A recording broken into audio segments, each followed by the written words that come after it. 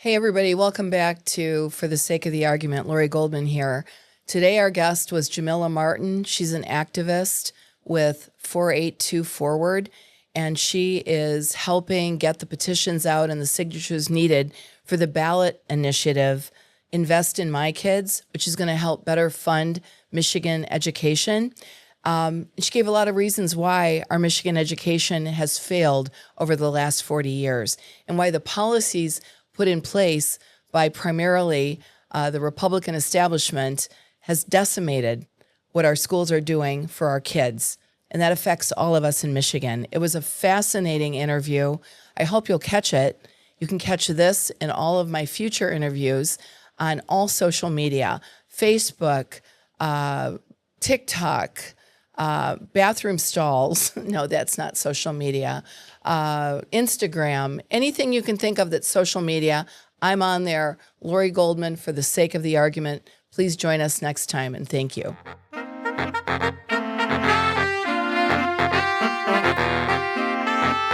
Jamilla Martin, I want to thank you for coming here today. I tell you, I was a little bit nervous about talking with you today. I was also nervous. Well, you don't have to be nervous. Okay. I've known you for a few years now, and I first want you to tell everyone that's listening a little bit about what you are, who you've done. No, leave that in. You're part of an effort that's near and dear to my heart, and I hope people are listening. Everybody, all right, turn off your computers and listen. You're part of an effort for a ballot proposal called Invest in My Kids, yes. MI Kids. Yes. Can you explain for everybody what this ballot proposal is about and what it would do for the state of Michigan? Yes. Invest in My Kids is a ballot initiative to fund Michigan public schools with a fair share surcharge on the top 1%. So specifically, this would apply to individuals who make over $500,000 a year or couples who make over $1 million. The money that's raised, which we estimate would be over $1 billion a year, would go to local school districts for reducing class size, recruiting and retaining high-quality educators, and expanding career and technical education, which we know are the top priorities for Michiganders across the state and are kind of desperately underfunded right now. All right, I have a question. I buy a lot of lotto tickets because I'm trying to support our schools. Yes, doesn't money already come from other sources? And I have to ask this question because they want me to, but yeah, why do we need this ballot proposal when other things, and why aren't our legislators solving these problems in Lansing? So let's start with where the money comes from for schools right now. So money for schools in Michigan comes from a variety of sources. The lottery is one of them, and the lottery is an important source. So, this is maybe the top question we get about this initiative. What about the lottery? I was not in Michigan when the lottery was passed. I think it was the late 70s. Whatever the advertising was for that thing was obviously very strong, very compelling, because people still remember. Apparently they were promised this is going to solve all your problems. You'll never have to vote for school funding ever again. I was not here. I cannot speak for those people. The lottery does contribute to the school aid fund. So depending on the year, it makes up between 5 and 7% of the school aid fund. It's an important source, but it is not sufficient, and there's no number of scratch-off tickets that are going to solve this problem. We also get school funding from our sales tax. So that's the primary source of funding. In 1994, Michiganders voted to move off of a system that was solely funded by property taxes, where your destiny really was set by your zip code, to a more equal structure where money from the sales tax would come in, go to the state, and then be dispersed out to all students. There's some caveats to that. It doesn't apply. There's a few districts it doesn't apply to, and it doesn't apply to school, buildings, facilities. But in 1994, through Prop A, we did move to this more equal system that's largely dependent on the sales tax. There's still a little bit of money that also comes in from the income tax and then property taxes. But what has not happened since 1994 is we haven't fully funded what we actually need. So we have moved to a less kind of unequal system, which is really good. Michigan was a leader in that. But what all schools need, what all students need, that's not being met. And we know that because there have been a number of studies over the past decade really asking this question of like, what would it actually take if we wanted to fully educate, adequately educate every single child, no matter their background, no matter what their maybe special needs are, need to learn English, need to have transportation if they're in like a rural area where, you know, stuff is far flung. What would that actually take? And study after study after study has shown us that it would take more money than what we're currently giving to the system. So the way that the school funding kind of pot works is it's basically like whatever happens to come in is what goes out. But the question of like, is what happens to come in enough? That has not been addressed by the legislature. And so that's why we're taking this on now. And this money, if this is passed, if we have enough petition signatures and it gets on the ballot and is passed, is money that can't be used for anything else. Right. And that's a little different than the general education pot. Can't that be distributed in other ways? Yes and no. So Michigan's budget is basically split into two. We have a general fund and a school aid fund. Money that goes into the school aid fund can be used for K-12 and higher ed. So it does also go to like 100% of community colleges are paid for out of the school aid fund, and a smaller percentage of our four-year state universities are paid for out of there. So there are other things. This money would not be able to be used for that. This money is more restricted. Like I said before, it's just for local school districts for these purposes of like recruiting and retaining educators, reducing class size, and expanding career and technical education. So this money is more restricted than the traditional school aid fund.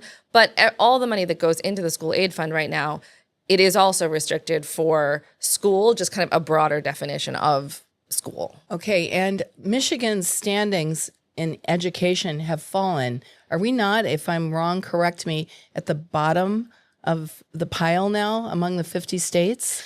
It depends, like, yeah, which, you know, scores you're looking at, which tests you're comparing, but no doubt that Michigan is not doing what it needs to for its kids. I think one thing that we forget and that I've come to realize a lot of people don't know, which, you know, that's on us to like tell the history, is that Michigan has had 40 years of education policy set by the DeVosses. So, you know, we had massive ramp up of schools of choice. We had a huge push under the Engler administration for charter expansion that was specifically like a political move to try to destroy the unions in Michigan. So this was before in kind of education policy, there are different waves of charter school movements. And in Michigan, we were like the worst wave, like the wave that was like really had no educational interest, was just like totally politically designed to break the teachers' unions here.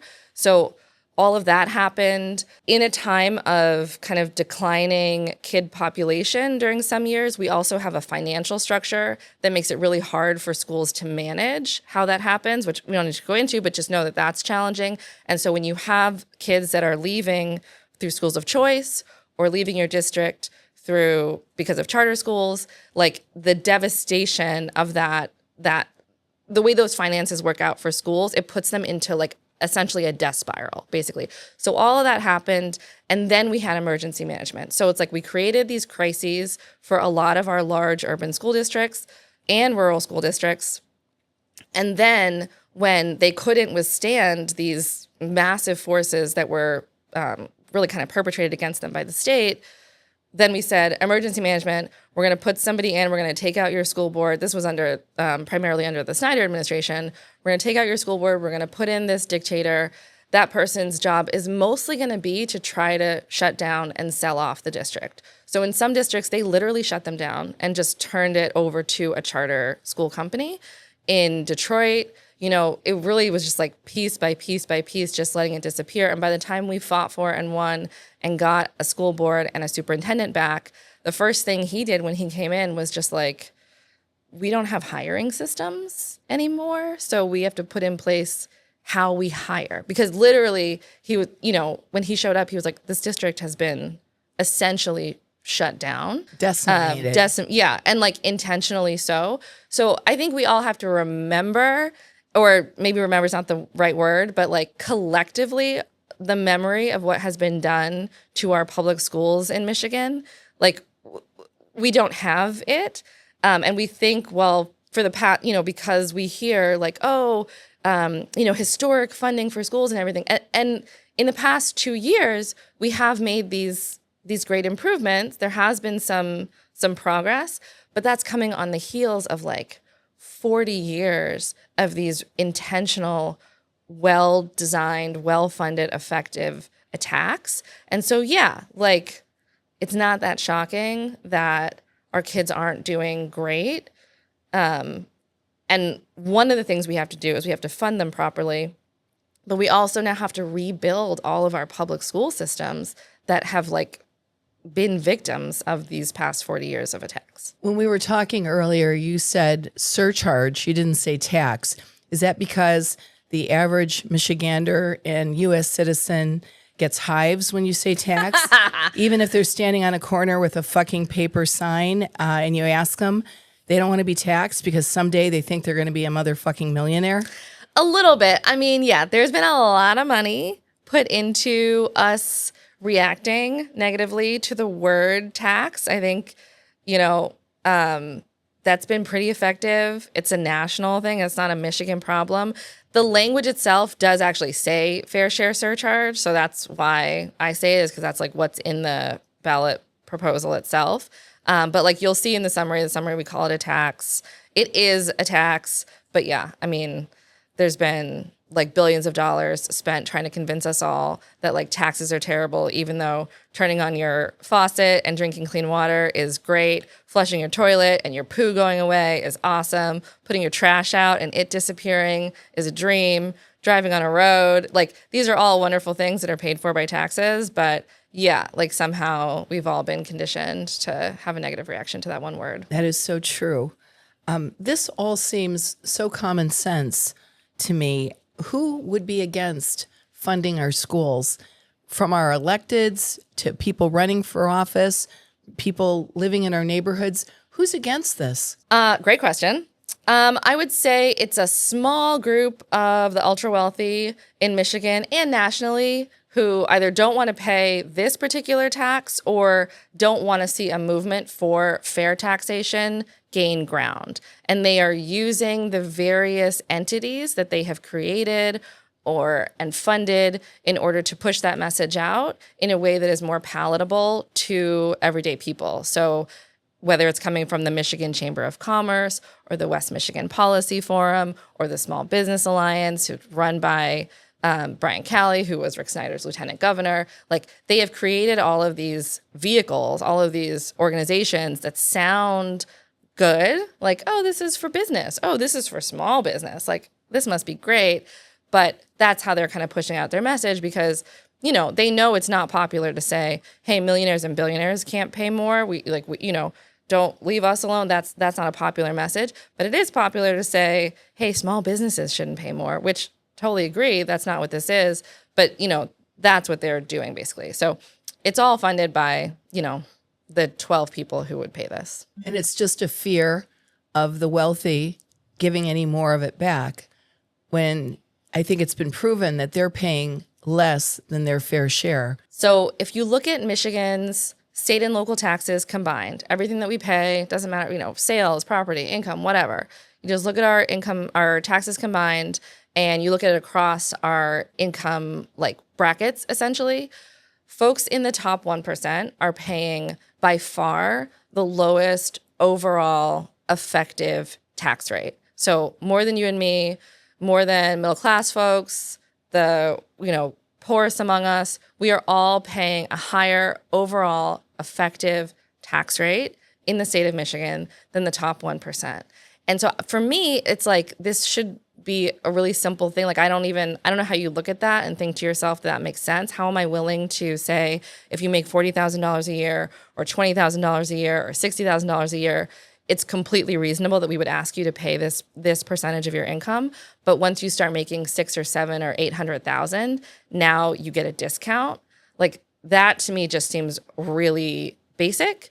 But that's their argument, that they should get that discount. And I'm fine with the taxes that I pay. Like, I believe in these public systems. If you come to me and there's even more to pay, I feel like I could, but that's not what this is. This is about the top 1% who are really getting away with not contributing their fair share to a society that, like, they benefit from. Do you know what I mean? Like, this is well established. I don't think I need to tell you, but like all of their success, all of the money that they're making, it's premised on our society. It's premised on our laws. It's premised on our roads. It's premised on workers who go to our schools. Like all of that is what allows them to then be successful. So just like pay your bit back. Our consumerism. Yeah. We are the end consumer Yeah.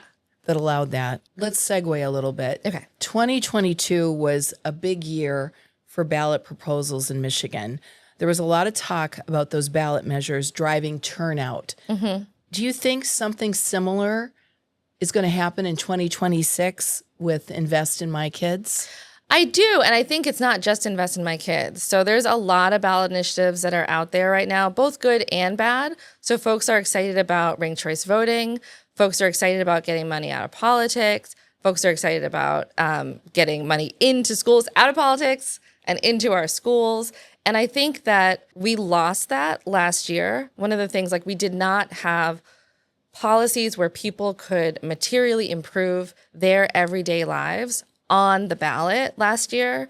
And I think that was a miss for us. I think, like, candidates alone are not enough. Like, putting your faith, people no longer want to put their faith just in a person who they elect to hopefully go off and do the right thing when we know that there are so many pressures on them from their donors, from whoever, to not do the right thing, that, like, we've got to also put things directly on the ballot where people are like, yeah, I can go vote the changes that I want to see in my life directly. So I'm very hopeful about that. I think it's an important strategy. I think, like, the right is starting to see it too, and that's why they're putting out some of these terrible, crazy ones. And so if we on the left are, like, just leaving that on the cutting room floor, I think we do ourselves a real disservice. It seems like a simple prospect to get these ballot petitions out to the people for signatures so, they can be voted on by the public. Mm-hmm. But what's going on? I heard something about this initiative, Decline to Sign. Yeah. Tell me about that. I think there's a bunch of different things happening with Decline to Sign. One is that, some of it is our actual opponents. Like, it's the folks I talked about, the Chamber, the Heritage Foundation. So those are the folks who put together Project 2025. They've actually flown in for all of our, all the times we went before the state to get our language approved. They sent folks out to try to oppose us. So some of it is that. And then some of it is just genuine confusion on our side about what people should or shouldn't be signing, because they know that there are also these kind of dangerous and problematic ones. So we really do need to, like, get the word out as much as possible to folks about what the initiatives are, both the good and the bad ones, so that people can make sure they're looking for the good ones to sign, looking for the bad ones to avoid. And I think as much as possible, like, if you're part of a group, if you're in a local Dems club, a local Indivisible, like, get that list, make sure that all your folks have it, make sure that they're looking for the good ones and they know to avoid the bad ones, and also that they're reading the petitions before they sign them, because circulators can lie. Like, it's actually a rule. They're allowed to lie about what the petition says. So just read it first, make sure it matches what you're looking for, and then, sign away. So I'm going to circulate some of these petitions. Yeah. I feel so strongly about it, but I can hand someone a petition and say, hey, I'm 45 and I weigh 120 pounds. That'll be okay? Yeah, totally fine. That is just pure evil. All right. I want to know this list that we can check out to make sure that we're supporting the right ballot initiatives. Where can we find that? I actually haven't seen yet, like, one place. I have seen some local Dems clubs that have put out their own list for their members, but there isn't, like, a one-stop shop yet where people can look. But I will say the ones that are out there circulating or that have gotten approval are ranked choice voting. Let's rank my vote. So look for those folks. Invested my kids out as of last Friday. Money out of politics should be out soon, hopefully, which I'm really excited about. And I'm sure you'll have folks on to talk about that. And then also one to stop the pay cut to minimum wage folks. So those are the ones that you should be out there, be looking for. The ones to avoid, there is one called Axe My Tax, which would eliminate all property taxes and essentially shut down all local governments and most of our schools. So they're telling folks that there's some way to replace the amount of money that would be eliminated. It's $17 billion a year if we eliminated all property taxes. There is literally zero way that that money could ever be backfilled from any of our other revenue sources. You would have trash piling up in the streets. You would have, it would be like that town in New Hampshire where the bears took over because no, absolutely not. So that one. And then the two that are trying to make it harder to vote that are, saying that they're for ID, but really they're just trying to make it harder for regular people and poor people to vote. So thanks for making that clear. That's so important.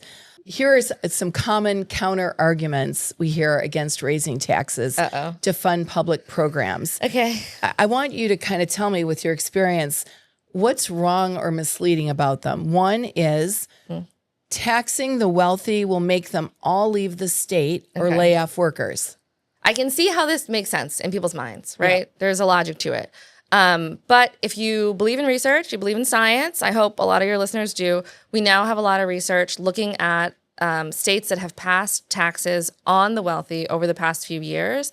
And the number of millionaires in those states has actually increased since they passed those high earner taxes. So we have actual research that says that in practice, at scale, this doesn't happen. That's not to say that you don't know an individual millionaire who's like, I'm heading to Florida. It's possible that there are individuals like that, but we have research that says that at scale, that doesn't happen. I also just want to say that I think all of us know people who have left Michigan, and it's not because the taxes are too high. The people I know who have left Michigan have left because they wanted states that had a high quality of life. They wanted states where they could send, and these are regular people, these are everyday people who actually make the economy run. My friends who have left the state wanted high quality schools. They wanted walkable neighborhoods. They wanted places with public transit. They wanted states that had the quality of life that comes when you invest in your public systems.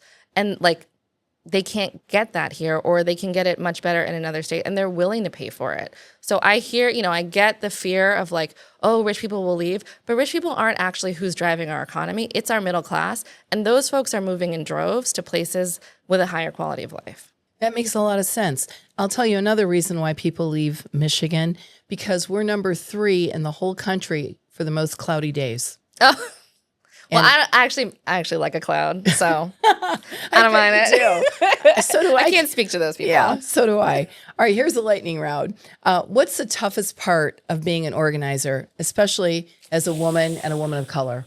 I'm not a natural organizer. I'm not a people person. I believe in the things that we're fighting for.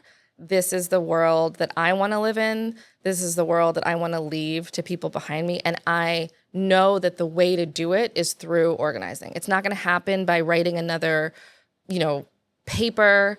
It's not going to happen by just donating to candidates or something.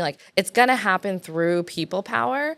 And so I force myself into this mold. I make myself get out there and talk to those people. All I want to do is just hide in a hole and, never speak to a person again, get on TikTok and do my scrolling, hang out with my dogs. So for me, that's the hardest thing. But yeah. Well, they want to know how you relax after a long day of doing what you're doing. And that's you it. Just answered it. Yeah. I do my little scrolling with my little dogs. What kind of dogs? Small. 2, 3, 4? 2. Okay. 2 small. Aside from invest in my kids, what's one policy you'd put in the state constitution if you could? Universal health care. Hallelujah. That's a good one. I don't know if we'll ever see it, but it's a good one. We will. I think it's around the corner. All right. Here's the most important question of this whole interview. Okay. How can people help please let them know how they can reach out, what they can do, Yeah. drop names, whatever you need. Listen, people, this is it. This is it. Okay. So first thing you're going to do, pull out your phone, pull out your computer. You're going to go to investinmikids.org. Investinmikids.org. You're going to click volunteer, and then you're going to go through the steps. So you're going to sign up, you're going to take your training, and we're going to get petitions in your hand this week. And then also, if you want to donate, click that donate button. All right. And for my ADHD friends, is the training long and onerous? No. It's 10 minutes. It's on your phone. We do need to make sure that everybody who's out there understands the rules, because they are coming after us. Like, the list of well-funded, well-paid lobbyists from the DeVosses, from the Huizenga, like from the wealthiest people in Michigan who are going to be checking and trying to disqualify us is long. So we just want to make sure that people know the rules. Yeah, but it's only 10 minutes. All right, this is great. I can't thank you enough, Thank Jamilla you. Martin. You are And thank you fucking for kick-ass. circulating, Lori. Listen. That's right. I'll be coming after all you, my friends. I'm going to take 100 petitions. How many signatures on a petition? 10. 10. That's 1,000, even with I my know. bad math skills. And I should have better math being a realtor. But anyway, I'm bringing them out to you. Thank you for being here today. Thank you so much. All right, bye. Okay.